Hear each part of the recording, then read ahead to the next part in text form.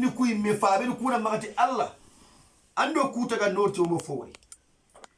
aw taqulu walla lumu qana magati inma asraka abauna min qablu o ku fa banande filani ko fa anke ngallayo o ku sari enkani wa kunna o ku ganya jurriyatan o ku ganya dibafu ya marumu ya min ba'dihim o fa bani karafalle afatuhulikuna Allah anno ku yang qatana ba manno halakina bima fa'ala al-mubtiluna serefuno ku bani gebone gere fu bani barano halakina tikina Allah kiyako kiyalu gata Allah tolo mon tayani min aba'ina bitasisi sirki o fa bani filaka pendebel o kume khayfare wal o fa bani messe fodanga o ngari ni golle be woni kenya de be nanno halakina o fa bani kere be Allah ti de kere be kuru sero mar lo munna maga ke ko fa bani kam maga ke ada dalilin cikin dokka make ko tay kina saraka mangati wa a'adhara Allah de lo jurul le kutu alal alsinatil mursalina khifaru tana kintu kama sanan tagati ni mafango keda khifar sugari al khairati khifar kubani surungen fahada man waffaqahu bi adlihi wa adalla man khazalahu bi adlihi alakiya ko ala khifar ku ko mon tigiro tamuro sikoliti mana sunte garti Allah ni baniye ko men sere marga sigila garan tike mamu koy kubere ko mo gobe yo Allah kallan ke nyani yemmen kannana kebe kande ngere khanu gelli gella ga nyon kinta gana naro arjanna keni faraga di segaro ko sallallahu alaihi wasallam nan jahar mar men na imanu ko nga 40 tan naga tabitu yawman fayasbiqu alayhi alkitabu fo sunta to nan do jahannaba naga gantati kefe solle kinya nan na rampay gonya kini kin ka cyari malaika numba aw malaika nu ka nan tigana igana arti duna igana kini mari fa bay ane golu burimba ni ade benni fo sunta garo jahannaba naga kitin cholle fayasbiqu alayhi alkitab ana ili falle ka kebe ga lawhil mahfuz walla ngallati afar ni gol siribana de wi illa grenga atela janna kitabe kebe ga sebe aga saare lenga no ngalla ga tanyana wulu ngon tenyai ana gol sire nyare bina ala grenga na janna yai ana ko si ili falle nari lawhil mahfuz walla ga kebe sebe tinga ga te burugene ana golle de bari kallena wata ko sar janna atakki te ko kunga yigere yugo khata yigana wala aga na da qifarum terinkana ikalla ma kita ga kannani ana mani ben ana da na jahan arjanna gollen ba ne da benni malaika nun ka timma khay wallahu hil mafuju walla kana nanti aw illa garenga anta garni duniyan ke Allah ya balla ana jahanna ba gollen be fa yasbiqu alayhi alkitab ana qusru jahanna no dikani tuwanu yugo khay gare kafi ni gare tuwantu nanti manne ba ne ni kakun tilamini begeti Allah ni tolongonte ina gare karu jahanna ba taga ana kuru ni jahanna ba ya ana kuru ni ay wasa imbe nonga ti hakunga la metro mo iyande ken kore Allah kallan ken tigoro taga saruga ni dunaya isefa sudan khabara sefe mo ana gaifaru ga gaiketa kina gere ku khurana ga noko nanti la yusal amma wa hum yusaluna Allah khallani kiya oy medur ku fagere me mara sasaw yimman ke gana fode bere walla ka go gana fode bere lemene kentirni wala jato mo to imeta ankin la fo go de berni lemme an cara lan tantirni ankin cara gala fo de berni lemme tantirni jamane nyi man kella fo de berni jamane le mun tantirni walla ankin bari gala fo de berni jamane nyi man kella wantirni nan juje fete ambake e Allah kallan kella oy me adama rubu gere keto ni mena gana Allah kel pante ba ari kay faru kai na koyo inanti ona ike Allah tu sari kotangari ni aya kai وكذلك نفصل الآيات ولعلهم يرجعون وكذلك كيتم كنا غلط من نفصل الآيات وكو الله ني آيكو بانغاني خدان مني يبينها مثل ما بينا الميثاق ليتدبر وكو الله ني كاوا فين كوسو بانغاني خدان هارمارمو كو خناتو نانتي كالله تسري تورو ولا اللهم نكاوا فين بنكف القرآن كانوا يرجعون سلبك كافر من الناس جنب وان كافر وان يموت سالك اللي قال نموت على قدر كما متي الندم على ما فات والنية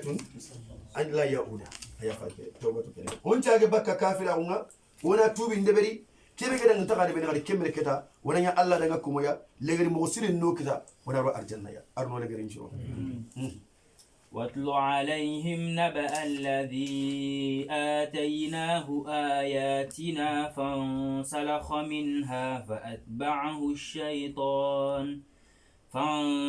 منها فأتبعه الشيطان فكان من الغاوين واتلو محمد أن خيسا غرا عليهم مدينة اليهود كان كون كما نبأ الذي يمن كبارن بايوغارنا كوساسا أن خرا كن يمترون بال أم بن باورا أن كبارن قرا أكن كيفن جلي بني إسرائيل دون كومني توانا خورا الله تواغون يانغا تواغون تواغون دي الله كده كيوي بني إسرائيل كان كوم بني كوي ابن مسعود دي ابن عباس ني غني فارن تشاي بني ngam gobe de ke gani tuwana yanga tuwagu sutu dunai ada ken qara nan nuguta anga Allah khilli tuguni be gada ngana katu aga fulla qalmini ismul a'zami asuyema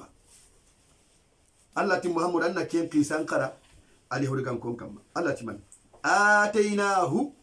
o kwalla kininde mene ayatina uruka wa fintu kine ha fansalaqa nke Allah rina tuwagu kerega na guju gaja minha baka gontini من أخرج بكفره كما تخرج الحية من جلدها خاغو من السماق nga ifete ke busu baka duwa mo bede aga to kosta aga tele alla tide tuwa go busu baka fete no nga kundogi ken kite manne tuwa na khore ari Musa ni soronga baka igatel are tawrita ke garana nuta ken ma haqren ko ne Musa are tawrita ke tagani sikwai ana ke gara mundi soro ygonia ana banin karamunda kenga ana banin karamundi kuya foye maga sere gore ne kabila ngonga are ke bane khalla ari me khallen karana nduguta ari na ke bane khatuga na khallen karana kufutuma na tawreta ke mu mangordo ne kusiki digame de fonde ada sukara ada sutu ada Allah to goni kitaka mena ga gonya ngatia yigode gatin suila an yadwa ala Musa wa qaumihi وأهدي إليه شيء فدعا عليهم فانقلب دعاه عليه موسى دي قران مونغا بكاي غاتني iti bal am bun ba oro onte seretu agala wallahi lalla ga duwa unjabi daga fitanke aha Musa di soron pa mulla amuta ko no gati indega de benno nga jabbari de ngono nga itayo o kunte telle abadan ma fiha fadhhabu anta wa rabbuka faqatila inna hauna qa'idun ida kya ko ikun ka kubini ka gani debe ke no nga meni to mun ka ni ka meni serebe angana daga ga allo no kufando ko ni dan ga yini nan itara to di foyenu nga ngodi limanan ka nga vanti sabu na kenga jabari na kuni sarandam wa isembe ngiya angana silama ko ina allo no kufando ko ni nan jongi kun kenga ila ngatelle itara to di foy me yan ko iti Musa yanke to kuna ka kunya gaja anyi medan ka mana daga kharigi gaja handar uta dimo ko kula ko fera ka wona Musa di kula lo ngatelle iti bala mu daga fonnan duwa Musa di soron kam Allah ingala kima mi maka jofa imelo akwasi Allah nyaga nandua mulanya nde Musa di soron chukita kota khadwa ke sembe yimme khosi yanka yimme kama agra duwa be nyangare Allah de duwa ke utu na yirma yimme kama wandala alisanahu ala sadri aga duwa ke garanga Allah gar balaw nyangari nene ke khosi bagul lakke ke ronda ne so gijime ke kama kina Allah gati fan salaka nene ke ga bakana tuwa ke so khosi baguna buji narti kenya ni soni ko fono tuwanu ko ko nanti har tuwana khore agana ikalla ari tuwa ko tele nyekewe ay gone ficana ya ina utu ere ay ka ari tuwa ko ke bujo ga fa ko nanti kunga lakini nanti tuwa ko ngana fuma peten no ngana yo bagandi niya ka keda ke galle ni halaki yin Allah timanni ngere tuwa ko ke busu baka giji mekiya na so ne kirmani fa atba'ahu shaytan ari shaytan ya batude فأدركه فسار قرينه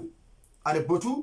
تيكي موسى لنغنا موسى فكان بلا مبن با اورا نيا من القاوين انيا فسخين تو انيا سانكو تو سرت دو غنا بني مكا ما اكن هو يكتا بلا موسى هلاكين ارانتي موسى غندوا الله نجابنا كان ولا نارو حاكم في على توجت موسى كي كندو ساسا